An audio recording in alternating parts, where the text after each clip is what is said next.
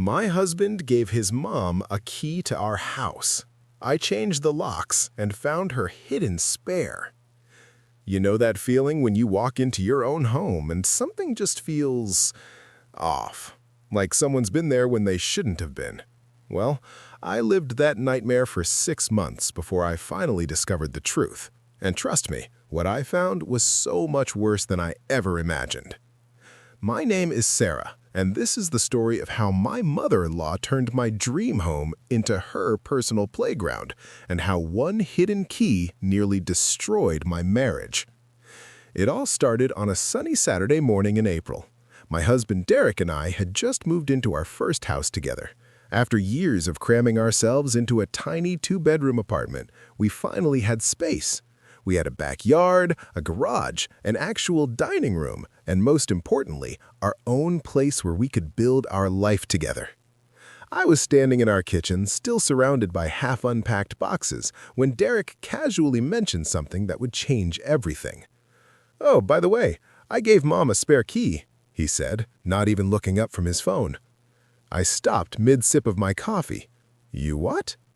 "I gave Mom a key to the house, just in case of emergencies." Now, let me tell you about my mother-in-law, Patricia. On the surface, she seems like a sweet, concerned mother, but underneath that smile is a woman who has never, not for one single day, accepted that her precious baby boy got married and moved out. "Derek, what kind of emergencies?" I asked, trying to keep my voice calm. He shrugged. "I don't know, like if we lock ourselves out or if something happens and someone needs to get in." "But we live 15 minutes away from her, and we both have our keys, and we have our phones. We can call a locksmith if we need to." "Sarah, you're overreacting. It's just a key. She's not going to use it unless we need her to." That should have been my first red flag. Actually, scratch that. The first red flag was probably at our wedding when Patricia wore a white dress and cried during our vows. But that's a story for another time. I let it go. I thought maybe I was being paranoid. Maybe I was one of those horrible daughter-in-laws you read about online who won't let their husband's mother be part of their lives. So I pushed down that uncomfortable feeling in my gut and went back to unpacking. 3 weeks later, I came home from work early. I had a terrible migraine, and my boss told me to go home and rest. I pulled into our driveway at 2 in the afternoon on a Wednesday, which was unusual because I normally didn't get home until 6. As I walked up to the front door, I noticed something strange. The door was unlocked. Not just unlocked, but slightly open, like someone had closed it but it hadn't latched properly. My heart started racing. My first thought was that we'd been robbed. I pulled out my phone, ready to call the police, and slowly pushed the door open. "Hello?" I called out nervously. That's when I heard it. Movement from upstairs. Footsteps. Someone was definitely in my house. I was about to run back to my car when I heard her voice. "Oh, Sarah, you're home early." Patricia appeared at the top of the stairs, carrying a laundry basket. My laundry basket, full of my clothes. "Patricia? What are you doing here?" She smiled that sweet, innocent smile. "Oh, honey, I just thought I'd help out a little. You both work so hard, and I know how overwhelming it can be to manage a new house. I did some laundry and tidied up a bit." I stood there, frozen, trying to process what was happening.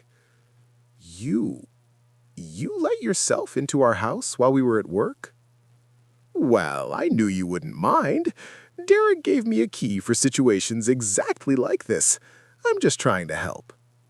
"But, Patricia, we didn't ask for help, and you didn't call or text to let us know you were coming." Her smile faltered slightly. "I didn't think I needed permission to help my son. This is Derek's house too, you know." There it was. That subtle reminder that in her eyes, I was just the woman who married her son, not an equal owner of this home. I took a deep breath. "I appreciate the thought, but next time, please call first." "Of course, dear," she said, but something in her tone told me this wouldn't be the last time. She wasn't lying. Over the next few months, Patricia's helpful visits became more and more frequent. I'd come home to find the furniture rearranged. She'd organize my kitchen cabinets, moving everything to where she thought it should go. She'd do our laundry, including my most personal items. She even went through our mail once and asked Derek why we were spending so much money on streaming services. Every time I tried to talk to Derek about it, he'd defend her. "She's just trying to help, Sarah.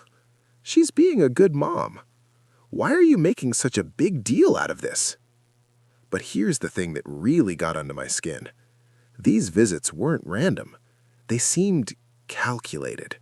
She'd come when she knew I'd be home, but Derek wouldn't be. She'd make comments about how I kept the house, about my cooking, about how things were done differently in her day. One time, I came home to find she'd thrown out a bunch of my plants because they were looking droopy. These weren't just any plants. These were succulents my late grandmother had given me. I cried for hours. When I told Derek, he said, "Well, she didn't know they were special. She was just trying to clean up." That's when I realized Derek wasn't going to help me with this. In his eyes, his mother could do no wrong, and I was the unreasonable one for wanting boundaries. So I started documenting everything. I set up a camera in our living room, pointed at the front door. It was a small nanny cam that Derek didn't know about. I know, that sounds sneaky, but I needed proof. I needed to show Derek exactly what was happening. What I discovered was horrifying. Patricia wasn't just coming over once or twice a week. She was coming almost every single day, sometimes twice a day. And she wasn't just tidying up. She was going through everything. My drawers, my closet, my personal documents. I watched footage of her reading my journal. My journal. The one where I wrote about my feelings, my frustrations, my private thoughts. She'd sit on our couch, in our home, reading my most intimate thoughts. And sometimes she'd even take photos of the pages with her phone. But it got worse. So much worse. One day, I was watching the footage from earlier that afternoon, and I saw something that made my blood run cold. Patricia came in through the front door as usual, but this time, she went straight to our bedroom. She opened Derek's nightstand drawer, pulled out some papers, took pictures of them, and then called someone. I couldn't hear what she was saying from the camera angle, but she was clearly reading something from the papers and discussing it with whoever was on the phone. Later, I checked the nightstand. They were our bank statements and my pay stubs. She was literally stealing our financial information. That night, I confronted Derek. I showed him the videos, all of them. I showed him his mother going through my personal things, reading my journal, photographing our financial documents. His face went pale. For the first time since we'd moved into this house, I saw genuine shock and anger in his eyes. "I need to talk to her," he said quietly. "No, Derek. Talking isn't enough. I want the key back. I want to change the locks. This has gone too far." "Sarah, she's my mother. Let me handle this. I'll get the key back, I promise." Against my better judgment, I agreed to let him handle it. Big mistake.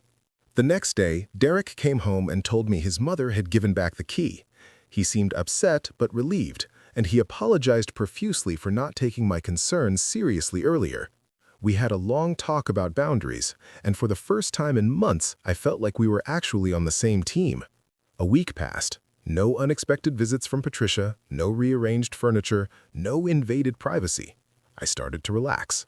Then came the day that changed everything. I was working from home and I needed to grab something from the garage. As I walked through the kitchen, I happened to glance out the window and saw Patricia's car parked on the street 2 houses down. My stomach dropped. What was she doing here? I quietly moved to the front window and peeked through the curtains. Patricia was sitting in her car just watching our house. She sat there for almost 20 minutes before she finally got out.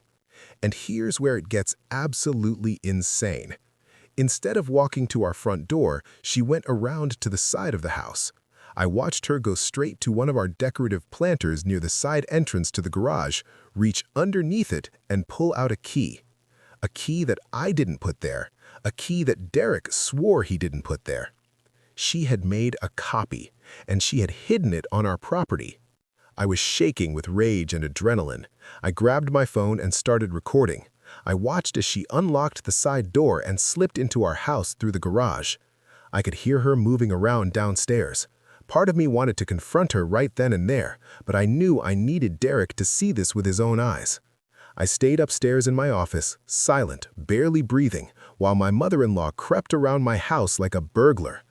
After about 30 minutes, I heard her leave through the same side door. The moment she was gone, I ran downstairs to check what she'd been doing. My laptop, which I'd left on the kitchen counter, had been moved. She'd clearly been using it. My blood pressure monitor, which I keep in the bathroom for health reasons, was out on the counter. She'd been checking my medical information. But the worst part? She'd been in our bedroom again, and this time she'd taken something. A piece of jewelry that Derek had given me for our anniversary was missing from my jewelry box. I immediately called a locksmith. I didn't even wait for Derek to get home. I changed every single lock in the house. Front door, back door, side door, garage door. Everything. While the locksmith was working, I went outside and checked every single planter, under every doormat, in every possible hiding spot around our property. And I found 2 more keys. 2 more. This woman had stashed spare keys all around our house like some kind of deranged squirrel preparing for winter. When Derek got home and saw the locksmith's van in our driveway, he looked confused. When I showed him the video of his mother, when I showed him the hidden keys, when I told him about the missing jewelry, his face went from confusion to disbelief to absolute devastation. I don't understand, he kept saying. She gave me back the key. She promised.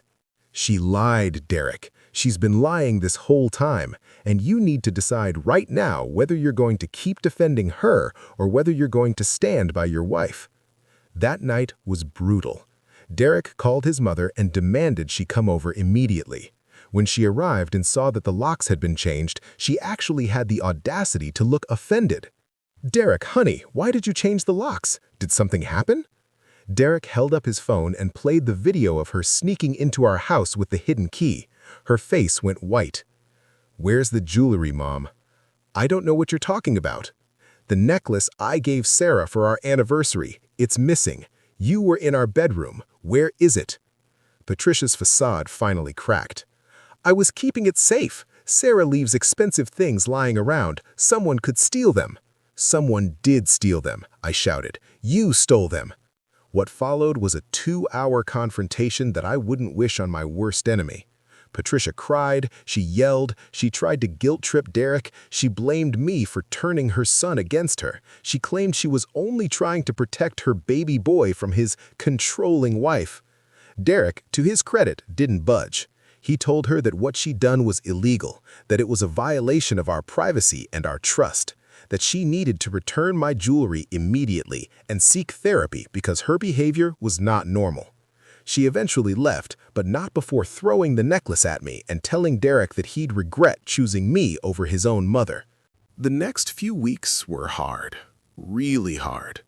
Derek was devastated. He felt guilty, angry, betrayed, confused.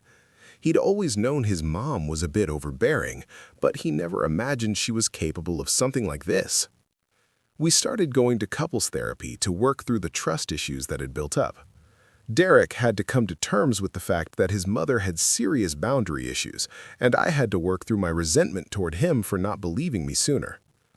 Patricia tried reaching out multiple times.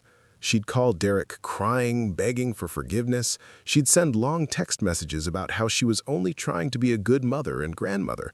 We don't even have kids yet. She even showed up at Derek's workplace once, which resulted in him having to involve security. Eventually, Derek sent her a certified letter outlining strict boundaries. No unannounced visits, no entering our property without explicit permission. All communication goes through him first. And if she violated any of these boundaries, we would pursue a restraining order.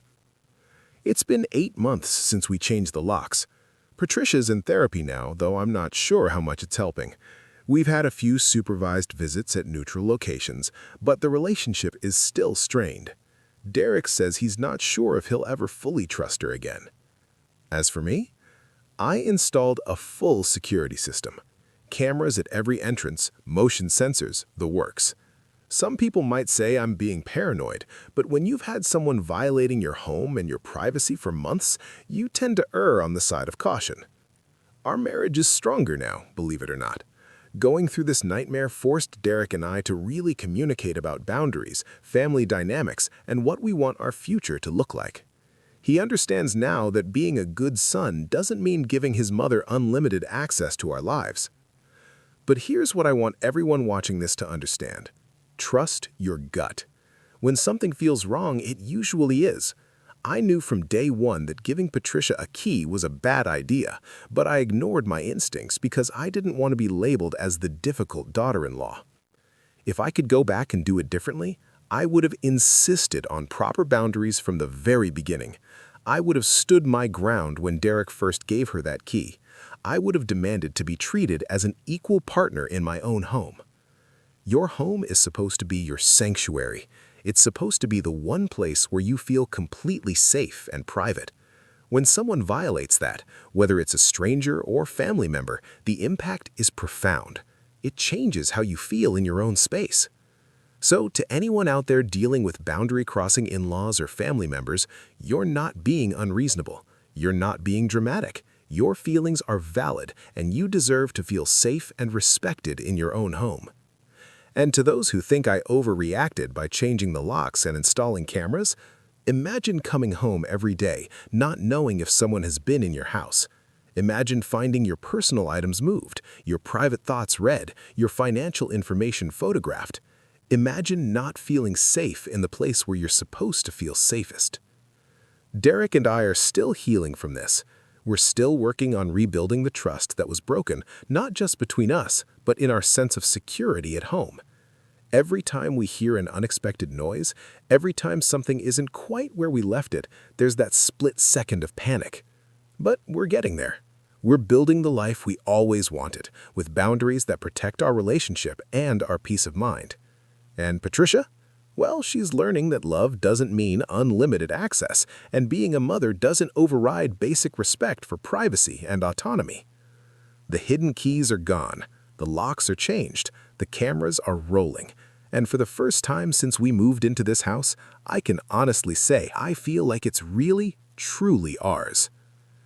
If you've made it this far, thank you for listening to my story. If you've experienced something similar, know that you're not alone.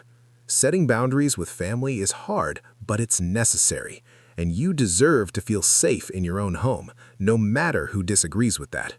Stand your ground, trust your instincts, and never let anyone make you feel crazy for wanting privacy and respect.